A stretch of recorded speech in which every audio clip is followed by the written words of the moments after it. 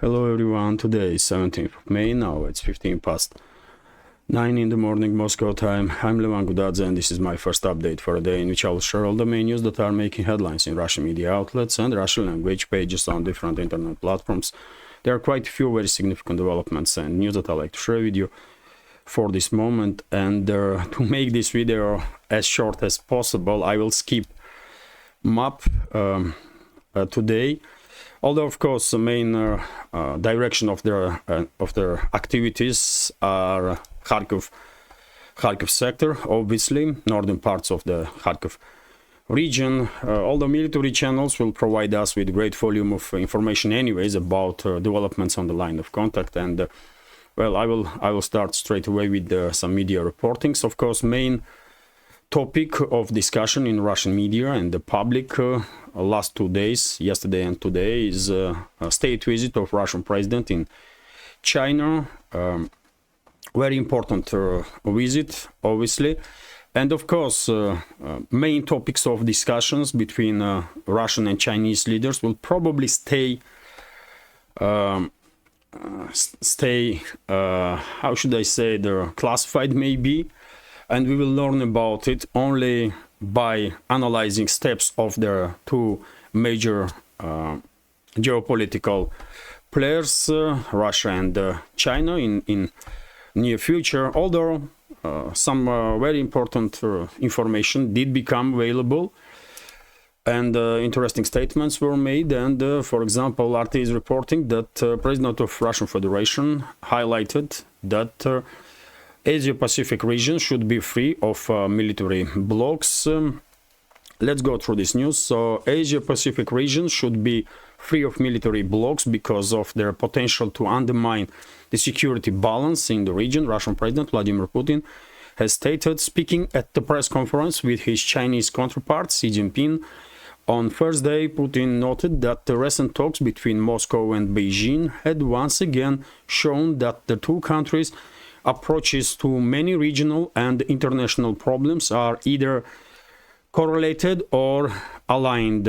He said both powers were pursuing an independent foreign policy as they strive for a more just, democratic, multipolar world order with the role of the United Nations at its center. Putin added that Russia and China were advocating sustainable and adequate security architecture in the Asia-Pacific region, in the clear reference to NATO and their other Western-dominated organizations. Putin said the area has no place for closed military and political alliances. We believe that the creation of such alliances is harmful and counterproductive. Meanwhile, Xi Jinping, Chinese leader, noted that the Cold War mentality remained rampant in the international arena, warning that unilateral hegemony, bloc confrontations and their power politics directly threaten the whole world and security of all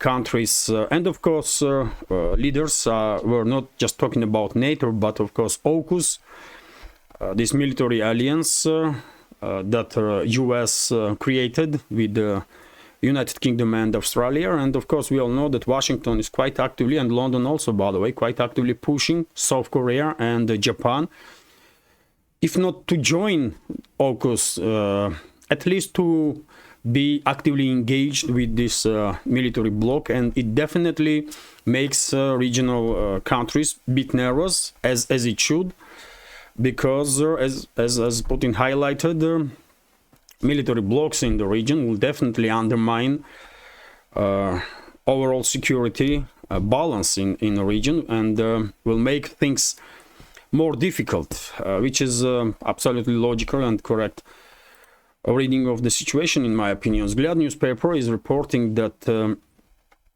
as an answer to actions of the collective West, let's say, China and Russia will further increase cooperation of the militaries of two countries, and I guess in upcoming months and years we will see further increase of these cooperations, multiple exercises of the militaries of two countries, and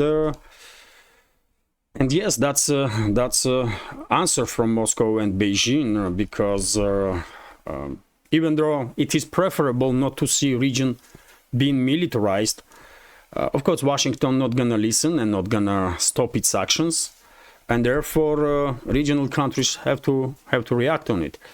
RT is reporting also that well, 90% of Russia-China transactions is in national currencies right now. I reported a few days ago that overall about 95% of the trade between the countries, between Russia and China, is made in national currencies.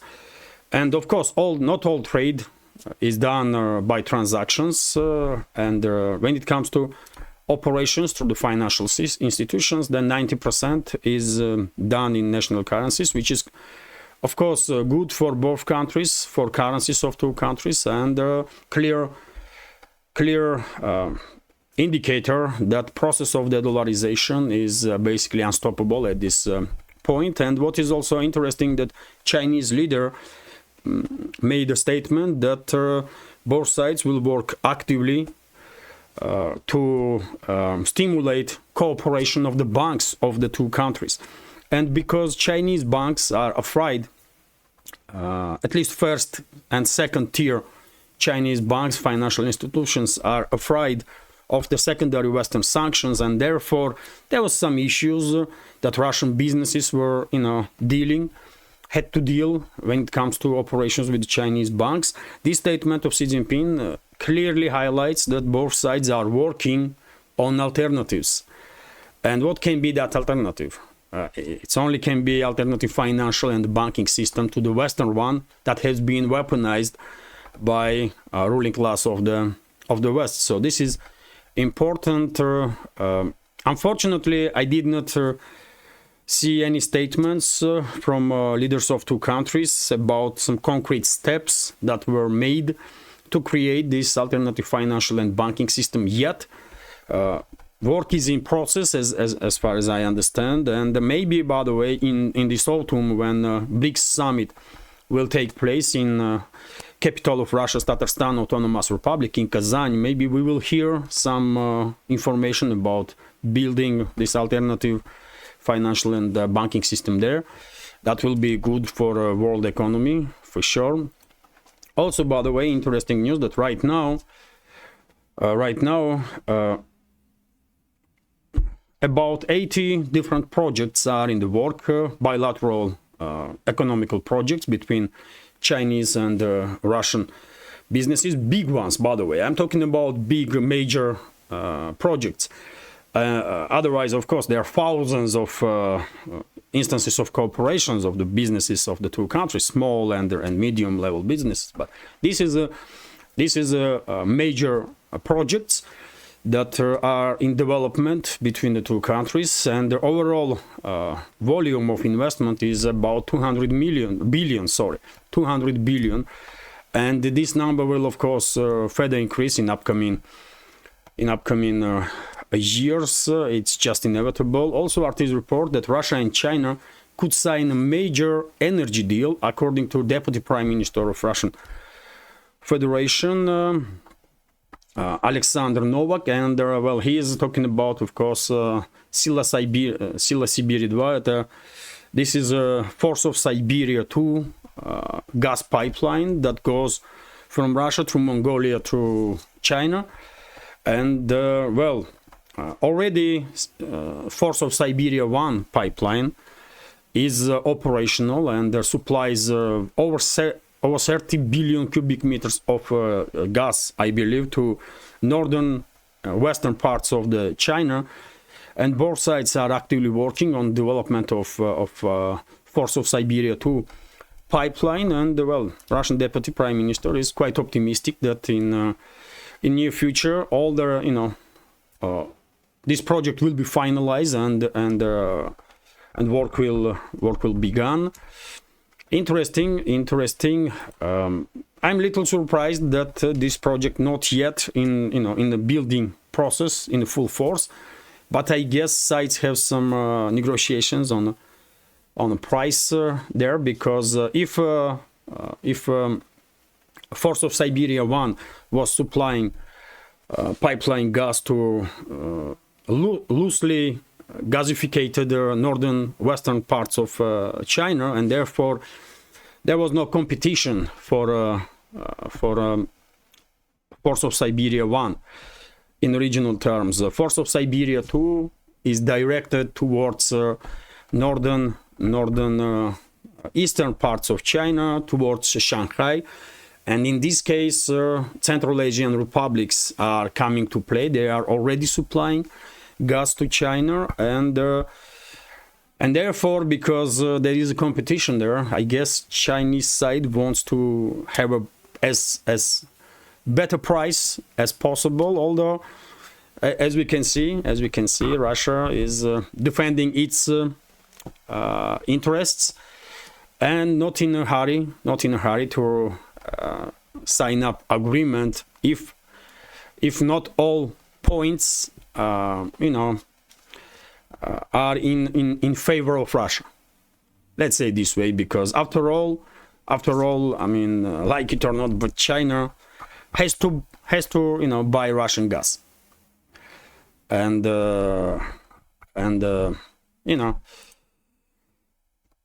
they will buy, if they will agree on this Force of Siberia 2 on terms that is interested for Russia, okay, they will receive relatively cheap still Russian pipeline gas. If they not, then they will still buy Russian gas, although in liquefied form, and will pay significantly more. And China now is a major customer for Russian gas sector in both directions, when it comes to pipeline gas and when it comes to liquefied natural gas. Anyways, let's continue. It's good that business is working and sides are cooperating, and there gonna be always some issues between their businesses that they will try to come up with some compromises. That's normal working process, by the way. All sides want better deal. It's just that simple.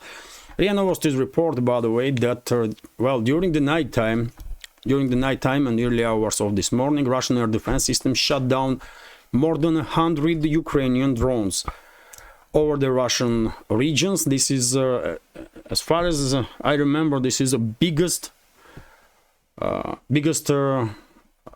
attempt, largest scale of drone strikes on Russia that was attempted by Kiev regime. Vast majority of drones were intercepted. At this point, no reports about casualties on the ground. There was some reports that in few drones managed to hit some energo facilities, but yet again, vast majority of drones have been intercepted. So 51 drones were intercepted over the Crimea. 44 drones were intercepted in the Krasnodar region of the Russian Federation, 6 drones over the Belgorod region, and 1 drone over the Kursk region. Simultaneously, by the way, Russian forces neutralized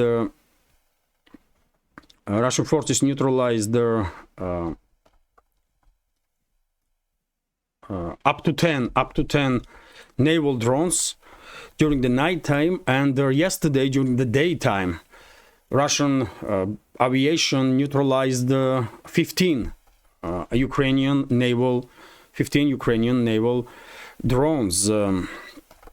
And I share on my Telegram channel videos when these helicopters, Russian helicopters, were monitoring Black Sea and were firing at the Ukrainian naval drones. I guess Kiev regime, or let's say UK's military intelligence and UK's militaries that are basically leading these operations of the formerly Kiev regime when it comes to drone attacks towards the southern regions of the Russian Federation. I guess London or British militaries send these naval drones into the sea earlier and position them on certain areas, and they were concentrating enough drones so that during the night time they will conduct massive strike but Russian forces find out, I guess, about it, and during the day, majority of those drones were neutralized, and therefore nighttime attack was not as effective as London and Kiev probably were hoping for.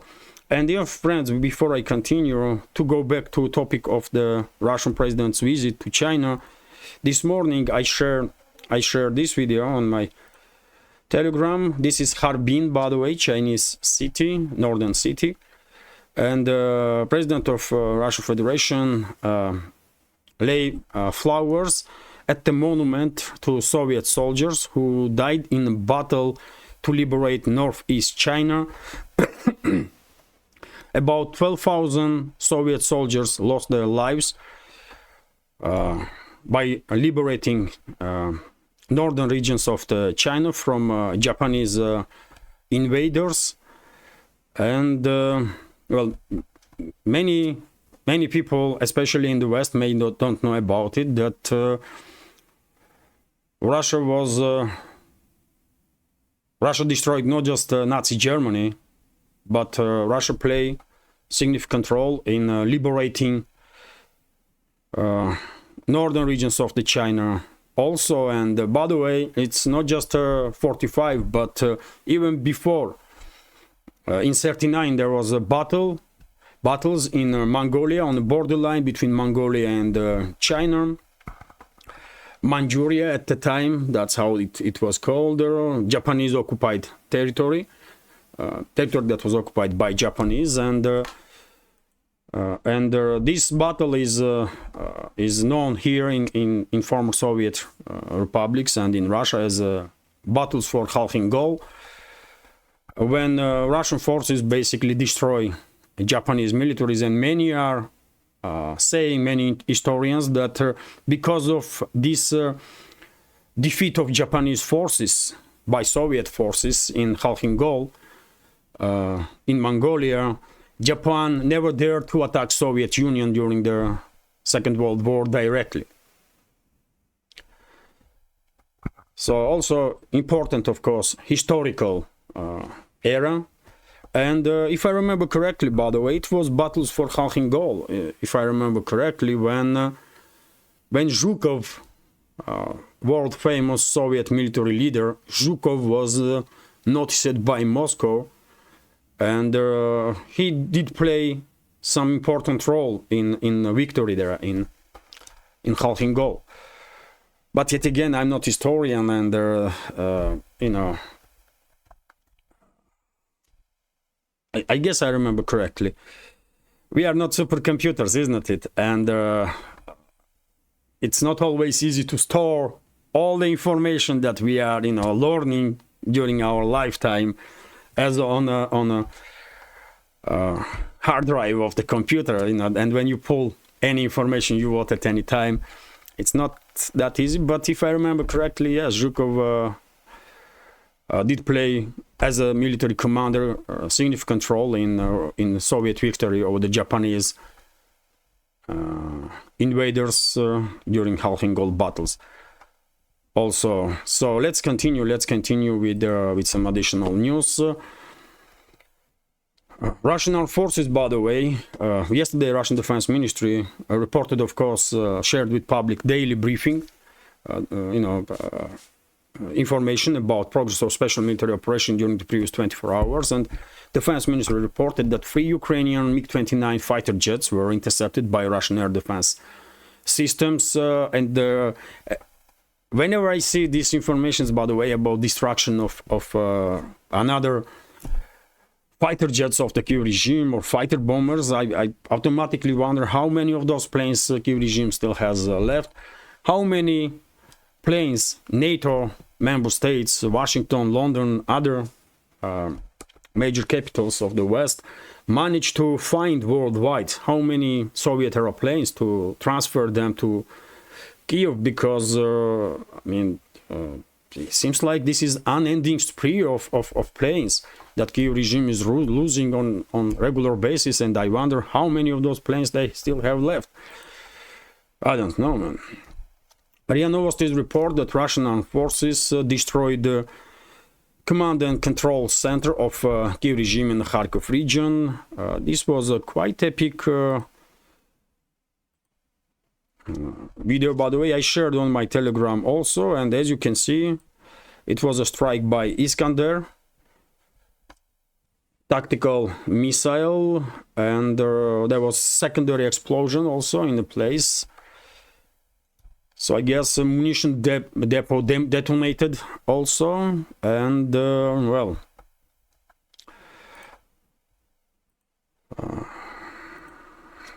video of the objective control of the statements of Russian Defense Ministry. Usually when Russian Defense Ministry says something, they are providing evidences to confirm this information. Vzгляд newspaper is reporting that, well, seems like UK, or at least that's what London wants to us to believe, that United Kingdom was warning Kiev regime about Russian offensive operations in the Kharkov region, but Kiev regime did not listen, or at least were not ready anyways. And this was reported by Guardian, by the way. So now, of course, it is easy for any country in the collective West to say that they were warning Kiev regime about this and about that. But whatever the case, the Russian forces quite successfully are establishing buffer zone at this point in the Kharkov region, on borderline areas of the Kharkov region. But many military experts are expecting that similar operations may take place in the Sumy region and possibly even in Chernigov region in near future. RT is reporting, and right now, by the way, when it comes to these northern parts of the Kharkov region, main hotspots are settlement of Liptsi on the western side of Russian offensive, and settlement of Volchansk on the eastern flank of Russian offensive. In both directions, Russian armed forces have significant progress, and as I said in the beginning, I will not spend too much time on the map today, but military channels will definitely provide us with detailed information about developments on the line of contact during the previous 12 to 24 hours. RT is reporting that Zelensky, by the way, this so-called president of Ukraine, is blames now whole world for Ukraine's failures in Kharkov. Of course, I mean, who else to blame? Entire world. Why not solar system? Why not entire galaxy or universe itself? The whole world is to blame for Ukraine's failure to stop Russia's recent advances in the Kharkov region, and must now help Kiev to change the situation. President Vladimir Zelensky told ABC News in an interview on Thursday. It came after Russian forces managed to capture several settlements near Ukraine's second largest city over the past week. Top military officials in Kiev have admitted that their situation is now extremely difficult and that Ukrainian troops are struggling to hold the ground due to being outgunned and outmanned.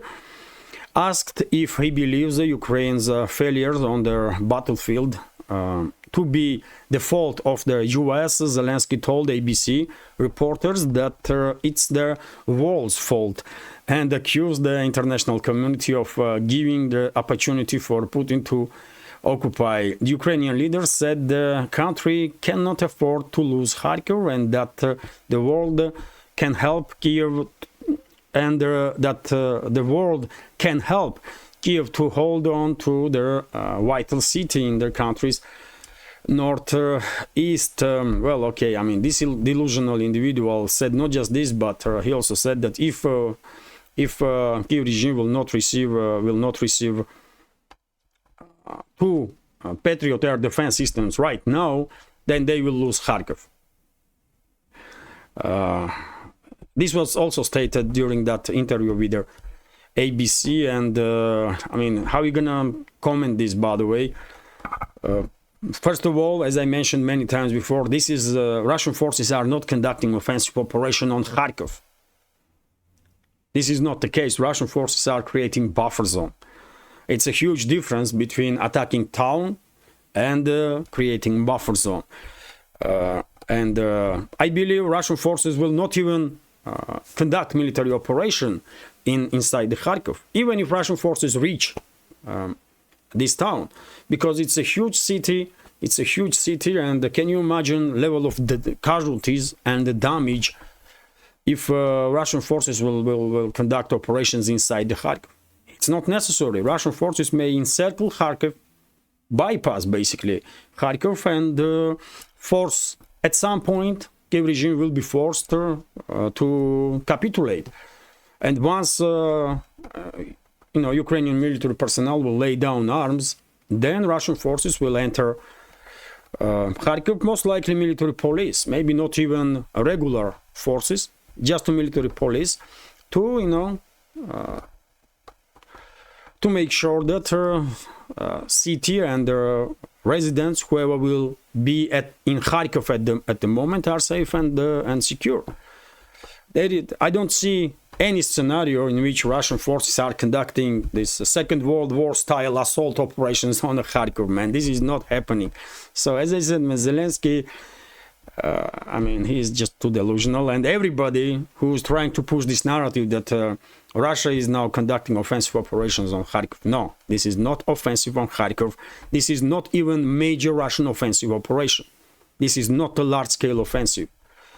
But anyways, let's continue. Vzгляд newspaper is reporting that Medvedev, by the way, former Russian president, commented and current deputy chairman of the Security Council commented on visit of Zelensky into Kharkov, and he said that this is probably last visit of Zelensky to Kharkov to say last goodbye to the city. And I can understand irony of the Medvedev, because we all notice probably that whenever Zelensky is visiting any areas on the battlefield or on the close vicinity from the line of contact, usually those settlements are becoming under full Russian control. And well, of course, Kharkov eventually will become under Russian control, undoubtedly. So yeah, I can understand the commentary from Medvedev in this regard. This is the last time probably that Zelensky was in Kharkov.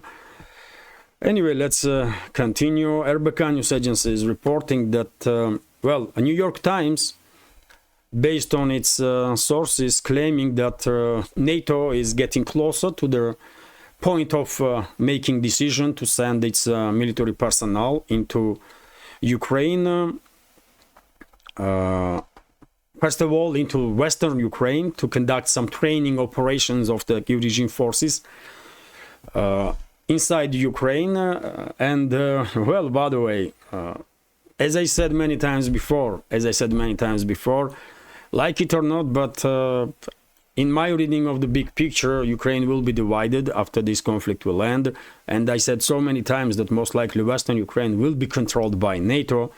And well, step by step, little by little, but on daily basis, basically, we have more and more indicators that NATO is preparing occupation of the Western Ukraine. And under whatever pretexts they will start deploying their forces into Ukraine, that's a whole another story.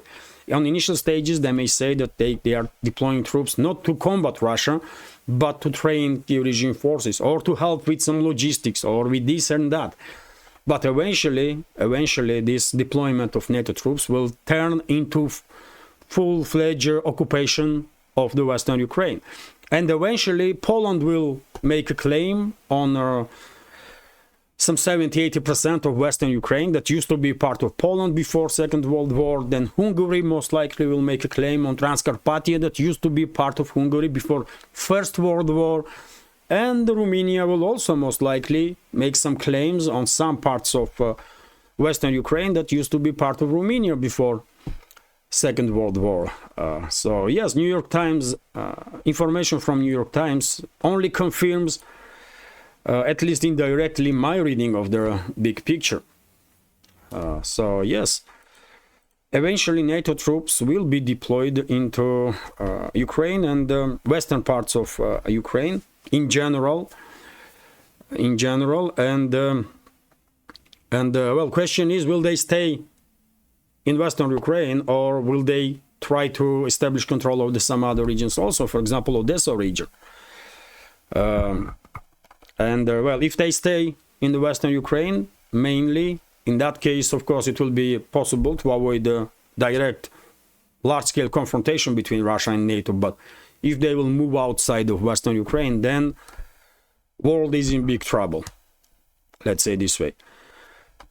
Anyways, let's continue. And Vzglyad newspaper is reporting that, well, this is also very disturbing news, by the way, when it comes to Ukraine. According to Vzglyad news paper, Kyiv regime plans to issue for military age males in Ukraine that will undergo registrations into enlistment offices according to new law on mobilization that will become in force tomorrow on 18th of May. This Ukrainian male military age people will receive barcodes, by the way.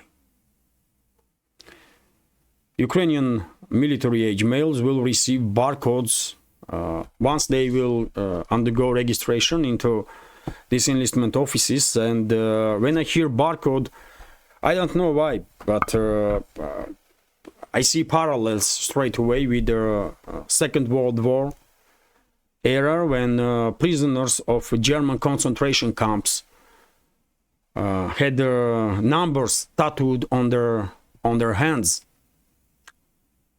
on their bodies, by German Nazis. That's how they were treating, and that was, I mean, we all know how horribly German Nazis were treating prisoners of the concentration camps. It was a ground for mass killings of the people. A huge tragedy in human history, and that's a parallel that I see when I read this information about Kyiv regime's plans to issue some barcodes for humans. Well, I don't know if you will agree with me or not, but in my personal opinion, modern Ukraine, under strict control of the ruling class of the West, definitely is transforming into some huge concentration camp. Entire country is transforming into concentration camp. That's how I see the situation. And by the way, who is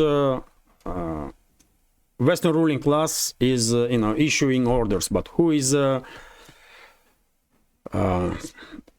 who is implementing orders of their collective West or Western ruling class? The local neo-Nazis, by the way, local Ukrainian neo-Nazis and the fascists. So in some sense, history is clearly repeating itself in Ukraine. Neo-Nazis and fascists are once again claiming people with the numbers, with the barcodes. Lenta.ru is reporting that according to experts of the IAEA, International Atomic Energy Agency, military situation is around the Zaporozhye nuclear power plant escalating once again. And dear friends, this is maybe attempt to blackmail Russia by Kyiv regime or Western ruling class, that if Russian forces will continue their progress in any of the sectors of the front line, but first of all in the Kharkov sector, then they will conduct some terrorist attack on Zaporozhye nuclear power plant. It is possibility Kyiv regime and their Western masters are capable of anything, and their escalation around Zaporozhye nuclear power plant at this point definitely can be seen as connected with the developments in Kharkov region. Let's hope nothing will happen with the Zaporozhye nuclear power plant, but no guarantees. TASS news agency is reporting that, well, Russian Federation remove diplomatic status from military attaché of the United Kingdom in Moscow. This is a Russian answer to similar step that was made by London a few weeks ago, on 8th of May, if I remember correctly. And the Russian Foreign Ministry stated that this is not end of the Russian retaliatory steps, something more to come. I wonder what else in addition Russian Foreign Ministry is planning to do. Yesterday, British ambassador was once again summoned into Russian Foreign Ministry to issue these warnings and information that their military attaché no longer granted with diplomatic status in Russia. Also, by the way, of course, major topic worldwide is situation around the Prime Minister of Slovakia, Roberto Fico, and well, according to latest reports that I see, he is conscious at this point. He is speaking with the visitors, although his condition is still serious. Obviously, he received serious gun wounds, and he has to undergo 5-hour-long surgery. But his life is not in danger at this point, which is a great news, of course. And we have information, by the way, about shooter of the Fico. So, man who critically injured Slovak Prime Minister Robert Fico on Wednesday was a fierce critic of the latter's decision to stop arms shipments to Ukraine. Interior Minister Mateusz Estok has stated Fico was shot at the point-blank range several times on a Wednesday as he greeted supporters in their small town of Handlover. The assailant was immediately arrested and the Prime Minister was rushed to a hospital. Well, we all know this. So this supporter, by the way, this 71-year-old Juraj Tintula, that's the name of this shooter.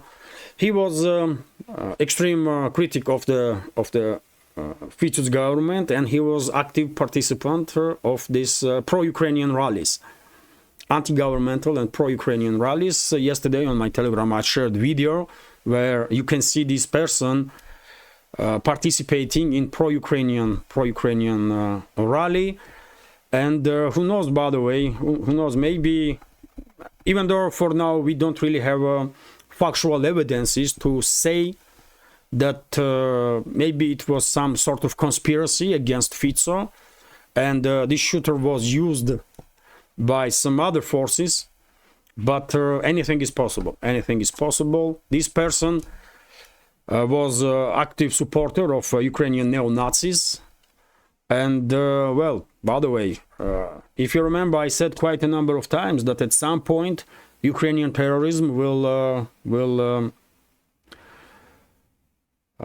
show itself in Europe. In Europe, pro-Ukrainian terrorism, and I guess this is I will call it a first instance of the Ukrainian terrorism or pro-Ukrainian terrorism on EU territory, because this individual shooter clearly was there is a link between him and Ukraine and the policies of the Slovakia towards Ukraine, and I'm afraid this is not the last instance of the pro-Ukrainian or Ukrainian terrorism on European soil, in EU member states. RIA Novosti's report that well, for Ministry of Internal Affairs of Slovakia also made a quite strong statement that Slovakia is on the edge of civil war, because behind, this shooter was, this terrorist attack, assassination attempt on the Fico clearly was politically motivated, which is true, obviously. And well, I don't know internal situation in Slovakia, I guess majority is in support of current ruling party, current leadership, because they won parliamentary elections relatively recently. But well, certainly there will be some groups in Slovakia that are under heavy influence of this Russophobic anti-Russian propaganda, and God knows on what they are capable of and what they will do. And I guess similar groups of extremists at this point can be found all around the EU member states.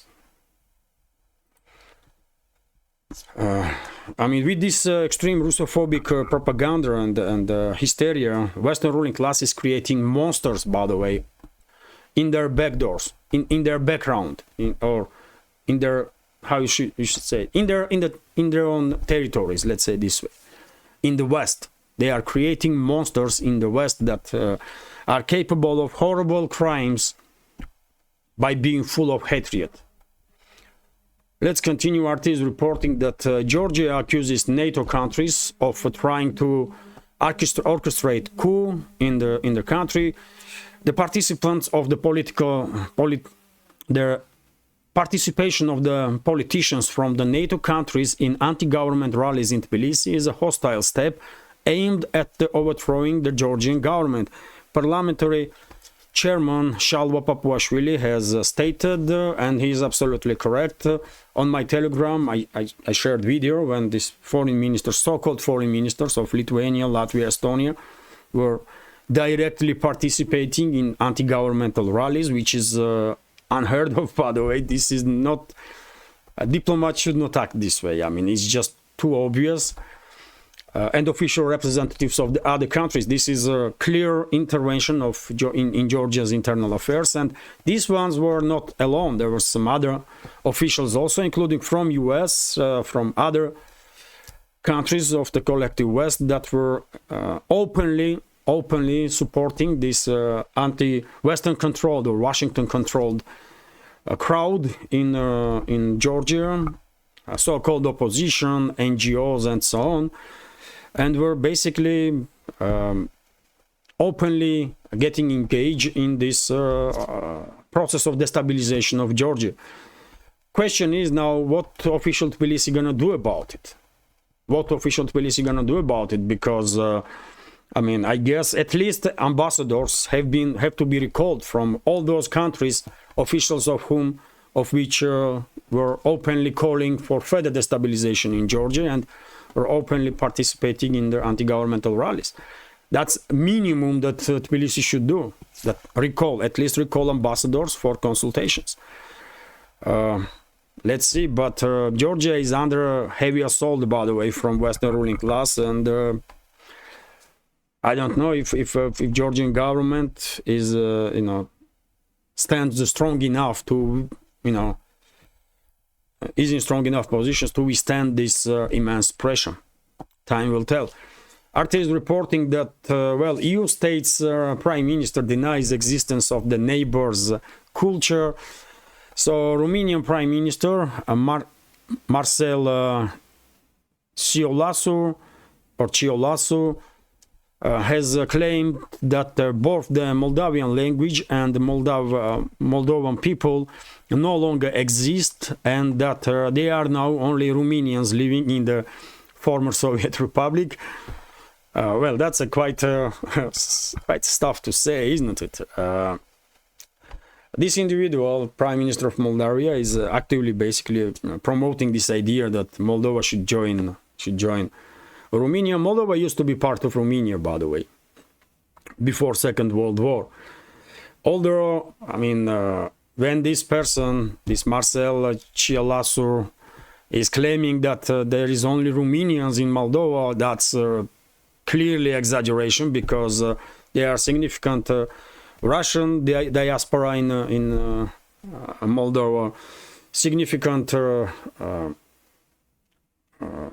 part of the citizens, significant population are Gagauz people in Gagauz autonomous region mainly, and Gagauz people are Turkic-speaking people, only Turkic-speaking people that are Orthodox Christians. That's also interesting.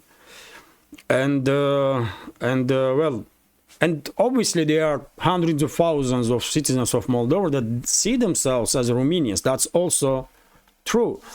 And that's why I'm saying, by the way, that Moldova is destined to, to undergo full-scale disintegration, because in no way Gagauz people will agree to become part of Romania and to be called Romanians, because they have their own identity, their own culture, their own history. They want to preserve it, and they have every right to do so. There is no way Russian diaspora or Moldavians that see themselves as a part of Russian world, they will agree to become part of Moldova, part of Romania. And obviously Transnistria will never agree on that. Transnistria already declared its independence from Moldova some 3 decades ago. And therefore it's just seems clearly inevitable that at some point Moldova will undergo disintegration, and some parts of the Moldova will most likely become part of Romania, and other parts of Moldova will declare independence and will seek closer ties with Russia, and maybe even to become a part of Russian Federation, join Russia, because in Russian Federation their identity, cultural identity, clearly will be safe and secure, because, I mean, look at the Russia, by the way. Dozens and dozens of regions, so many ethnicities, cultural groups, and everyone feels okay here.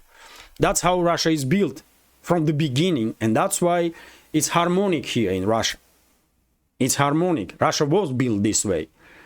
When it comes to Western world, by the way, despite attempts to create these multi-ethnic, multicultural societies, they are clearly experiencing some difficulties with it, because these certain minority groups are not really, feel comfortable, I guess, to get integrated into society, and majorities also maybe don't feel comfortable to see further increase of ethnic minorities. It's I'm not expert in this field, but and therefore I'm not gonna comment on the topic too much. But clearly, what is almost impossible for the Western world, it's quite natural for Russia, because Russia was built this way, as a multicultural, multi-ethnic, multi-religion country and society, and therefore all the ethnic groups feel extremely comfortable, by the way, and Russia spends billions and billions every year, by the way, to secure and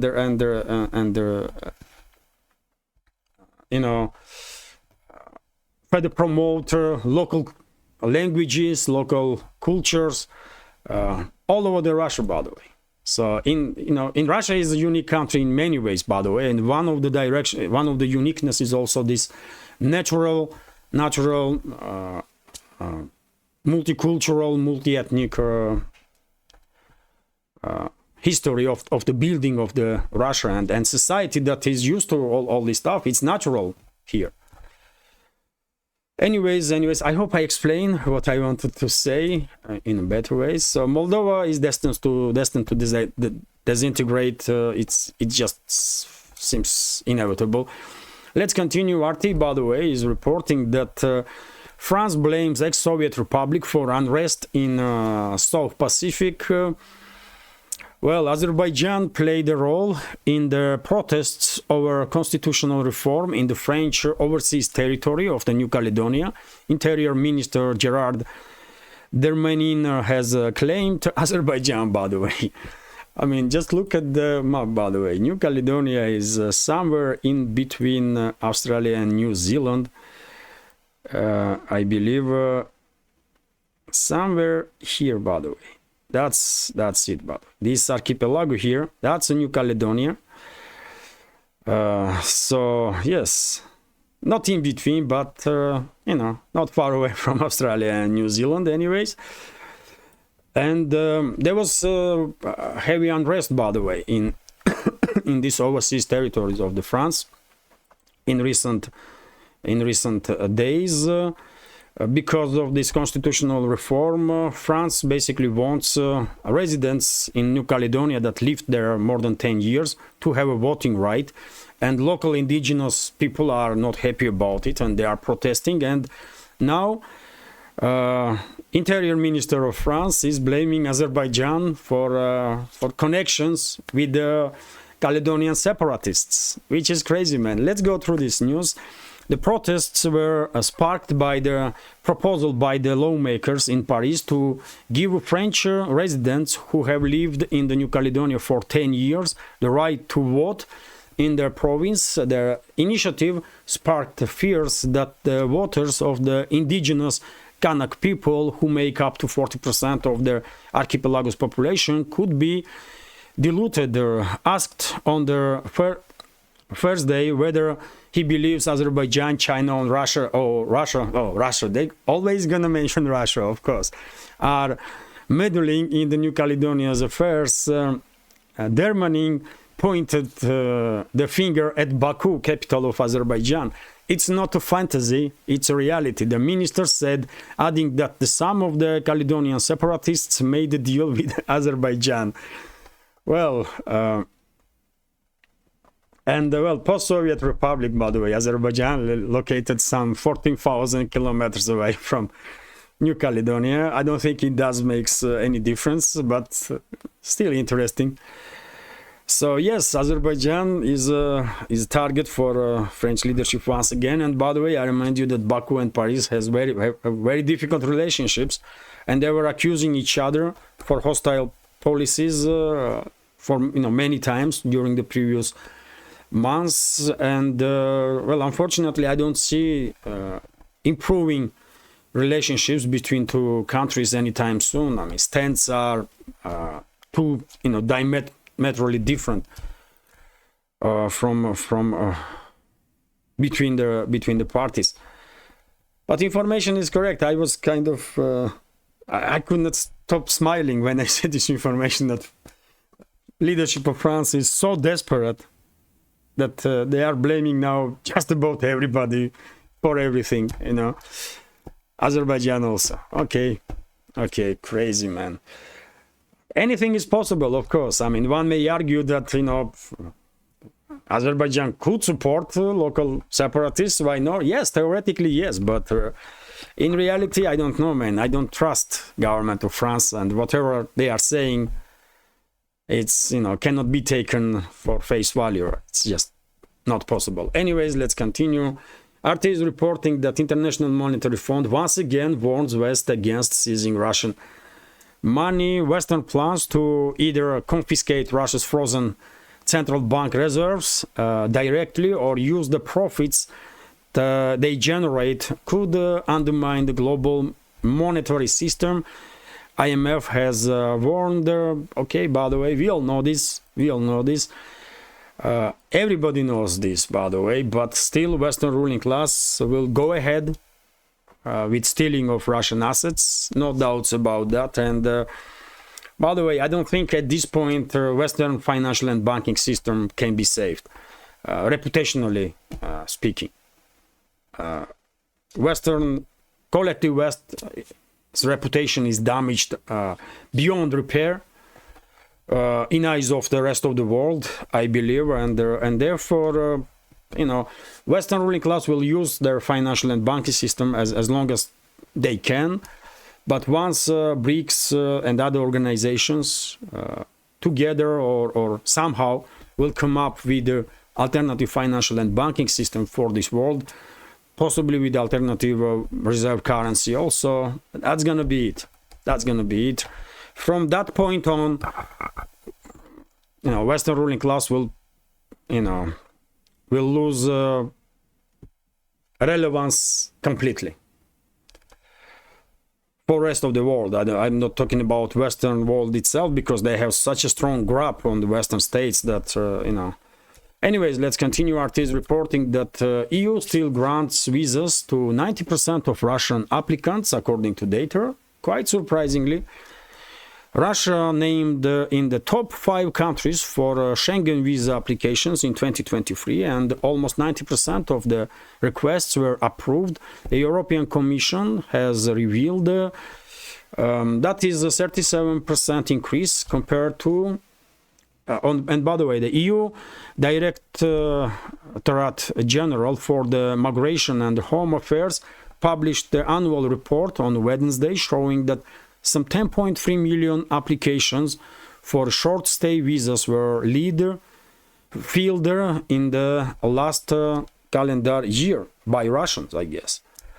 That is or in general, that is a 37% increase compared to the 7.5 million requests in 2022, but still far short of the 17 million applications in 2019, prior to the COVID-19 pandemic and the travel restrictions. Russia was ranked second in 2022 with 687,000 requests, but slipped to their 5th place last year with just 520,000 requests. Well, I was a little confused in the beginning. When you're going through the dozens of news, by the way, at some point you may get confused with what you are reading there. So yes, Russia is still, by the way, Russians receiving visas to EU. I don't really understand why Russian citizens want to travel into hostile territories. Nothing against EU member states, by the way. But you know, when you know that you're gonna be treated as an animal in Western states, when you know that Russophobia is in such a level that you're definitely not gonna have a pleasant experience, at least that's maybe I'm mistaken, by the way. Maybe I'm mistaken, but that's my understanding, and therefore I will never even think to go to any of the Western states. What for?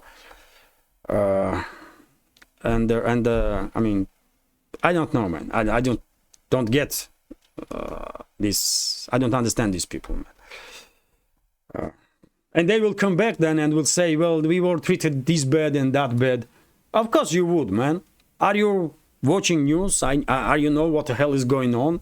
You see Western media is on 24/7 regime is pushing this anti-Russian Russophobic propaganda, and you are going into the Western country when even one crazy is enough, by the way, to spoil your trip.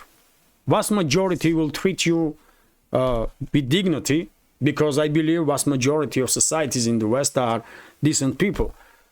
But even one extreme Russophobe is enough to spoil your trip. So why are you gonna risk it, by the way?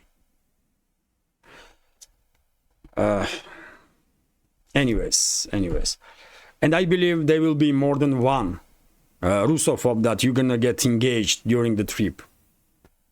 You know, there are so many stories when Russian tourists are going into cafe and they are not served, they are refused to serve just because they are Russian, they are speaking Russian. There are so many instances when Russian tourists are harassed on the streets, by the way, while they are walking and just making photos or whatever they are doing there. So many examples. Internet is full of these videos, and still 500,000 people want to go in the West and experience this harassment. Masochists, man. Anyways, sometime in the future, I don't know, in 10, 20, 50 years time, maybe things will change. But right now, if you ask me, I will never even think about traveling to Western world, especially with family, by the way, because I will, take some. Can you imagine? I'm walking on the street with my family, and someone will start harass us. I will, I may do some crazy stuff in that case, and. I don't want to end up in a jail somewhere in Europe, by the way. Fuck that. Anyways, let's continue. This is statistics, I think, interesting one. And finally, I will end this update with this news that crops on 830,000 hectares in the European parts of Russia have been destroyed as a result of recent extreme cold weather. which is, by the way, 1% of overall area in Russia that is used for agricultural produce. This 830,000 hectares, but still it's 1%, by the way. That's a significant number, and therefore one should expect a little hike in inflation when it comes to agricultural produce. Not necessarily in Russia, because the Russian market will be filled with agricultural produce, but when it comes to export from Russia, well, I guess this export will become a little more expensive, and it will have an impact on inflation in other countries. Recently, by the way, beginning of the May was basically coldest in record. I reported about it a few days ago, isn't it? It was coldest in record, and unfortunately in some parts of Rostov region, in some parts of southern Russia and western Russia, crops were just destroyed by this chilling weather. On quite significant areas, I mean 830,000 hectares, that's quite area, by the way. No all countries have territories like that. Anyways, I will end this update now. It's still been more than 1 hour.